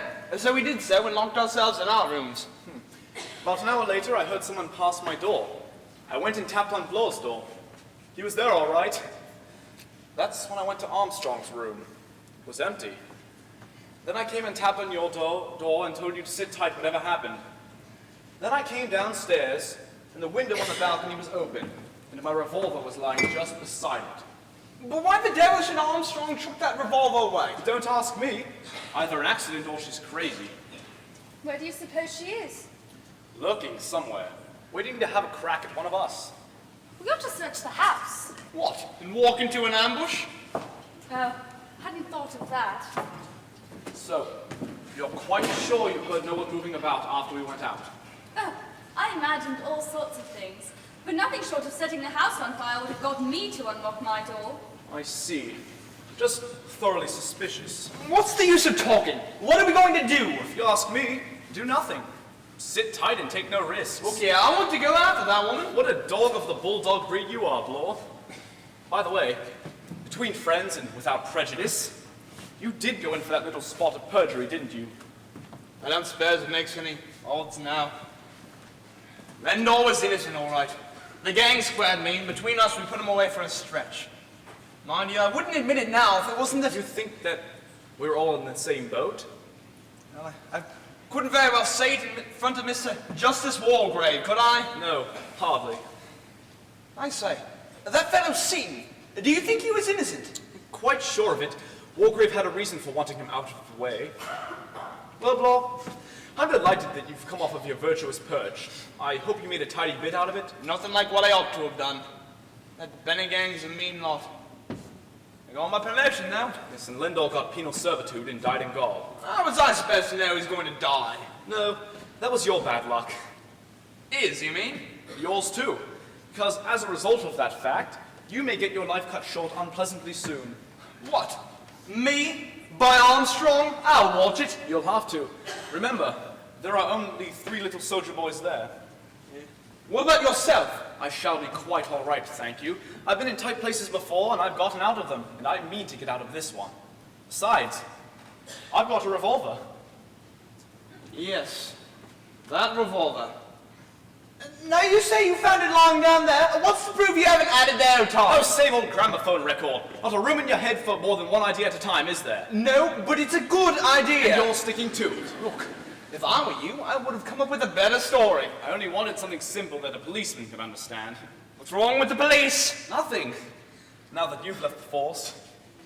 Okay, Captain Lombard, if you're an honest man as you pretend... Oh, come, Blore. We're neither of us honest. Look, if you're telling the truth for once, then you ought to do the square thing and chuck that revolver down there. Don't be an arse. Look, I said I'll go through the house looking for Armstrong. If I do that, will you lend me a revolver? No, I won't. It's my revolver. That revolver's mine, and I'm sticking to it. Then you know what I'm beginning to think. You're not beginning to think it, you square-headed flatty. You thought it last night, and now you've gone back to your original idea. I'm the one and only you and unknown Owen. Is that it? I won't contradict you. Well, think what you damn well please, but I I think warn you you. are both behaving like a pair of children. Sorry, teacher. Of course, Captain Lombard isn't the unknown. The unknown is Dr. Armstrong, and I'll give you one very good proof of it. Yes? What? Think of the rhyme. 4 little soldier boys going out to sea. A red herring swallowed one, and then there were 3. Don't you see the subtlety in it? A red herring. That's Dr. Armstrong's pretend suicide. But it's only a red herring, so really she isn't dead. That's very ingenious. To my mind, it's absolute proof. It's all mad because she's mad. She takes a queer, twisted, crazy pleasure in making it all go along with the rhyme. Dressing up the judge, killing Rogers when he was chopping up sticks, using a hypodermic needle on Miss Brent when she might as well just have drugged her. She's got to make it all fit in. And that must give us a pointer. Where do we go from here? 3 little soldier boys walking in the zoo, a big bear hugged one, and then there were 2. I feel have a job with that. There's no bear on this island.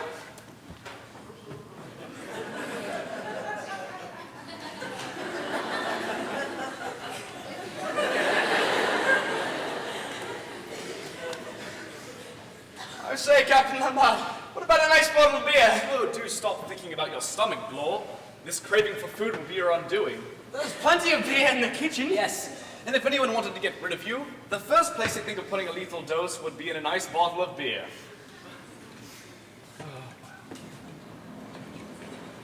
What's that? A boat! A boat! Oh, God!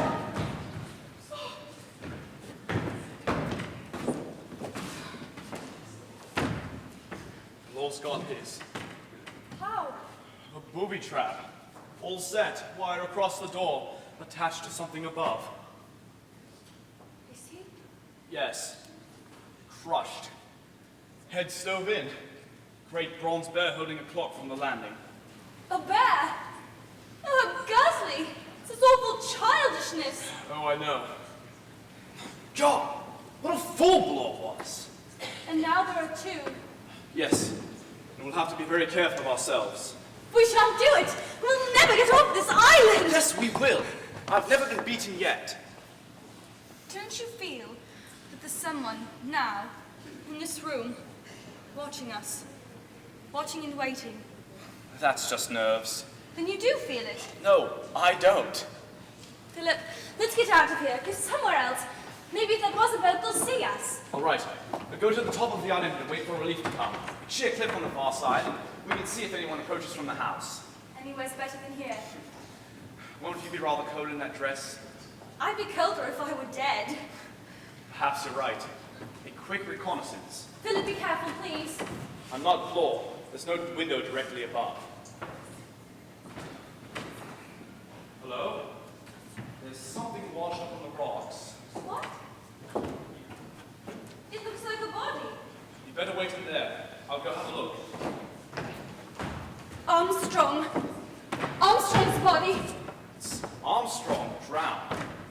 Washed up at high water mark. So there's no one on the island. No one except us 2. Yes, Vera. Now we know where we are. Now we know where we are. Very pretty trick of yours with that wire.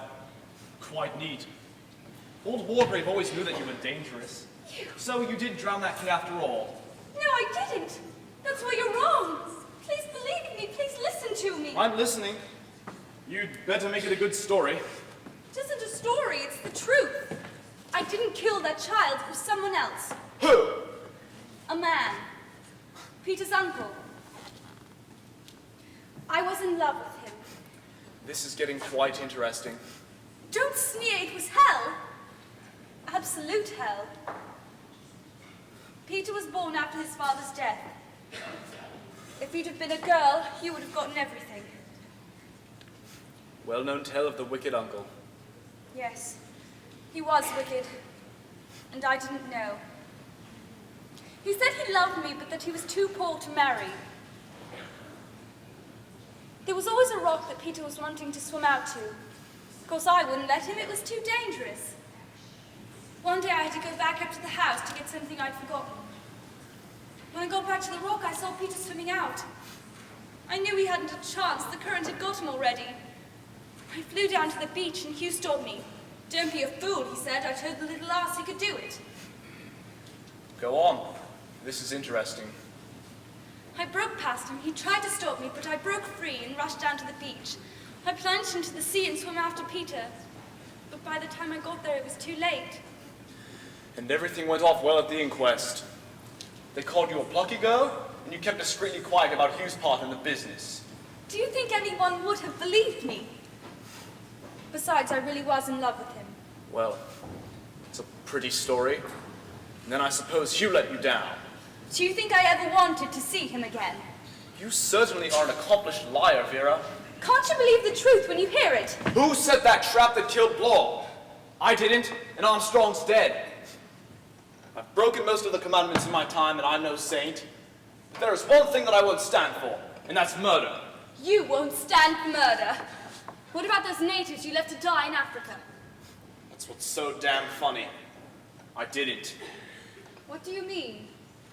For once, just once, mark you, I played the hero. Risked my life to save the lives of my men. I left them my rifle and ammunition and all the food there was. Took a chance through the bush. By the most incredible luck, it came off. But not in time to save them. And the rumor had gotten about that I deliberately abandoned my men. There's life for you. Do you expect me to believe that? Why, you actually admitted the whole thing. I know. Got such a kick out of watching their faces. You can't expect me to believe a stupid lie like that. Oh, blast you! I should have seen it all along. It's there in your face. The face of a killer. You can't fool me any longer. You cunning little devil. Take one step nearer and I'll shoot. You, young, lovely, and quite mad.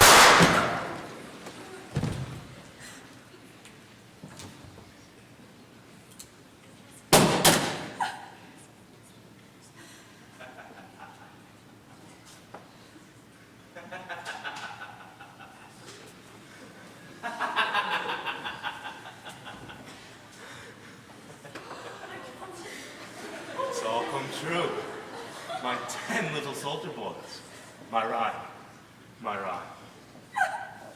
Silence in court. If there's any more noise, I shall have the court clear. It's all right, my dear, it's all right. Don't be frightened. This is a court of justice. You'll get justice here. You thought I was a ghost. You thought I was dead. Armstrong said I was dead.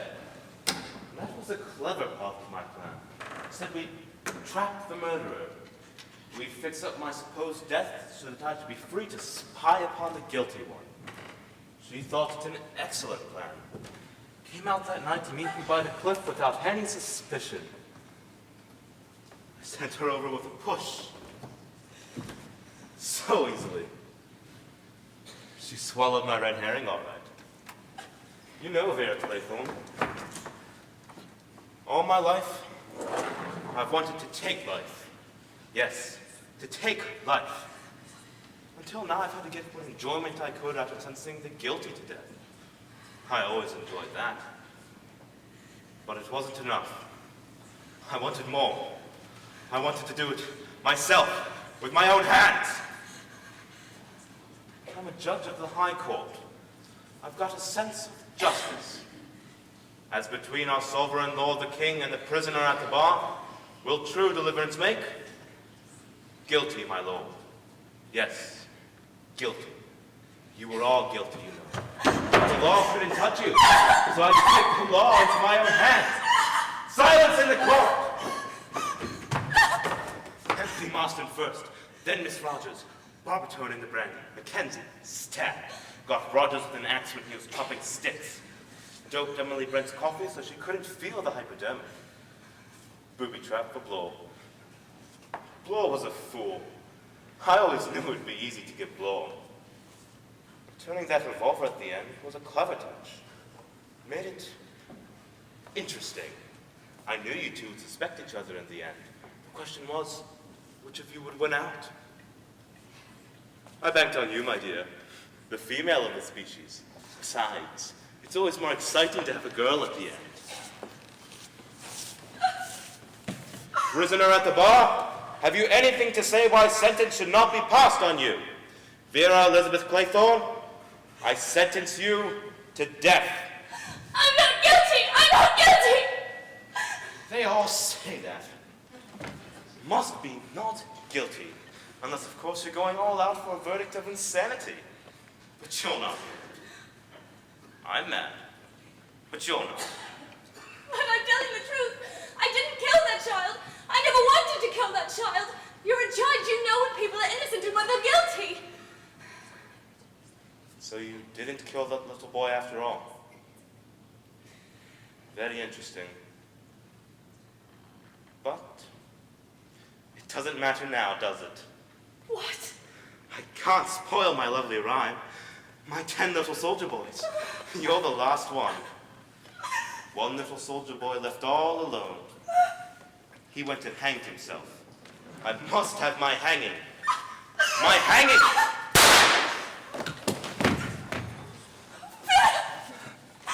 All right, my dear. It's all right. I thought you were dead. I thought I shot you.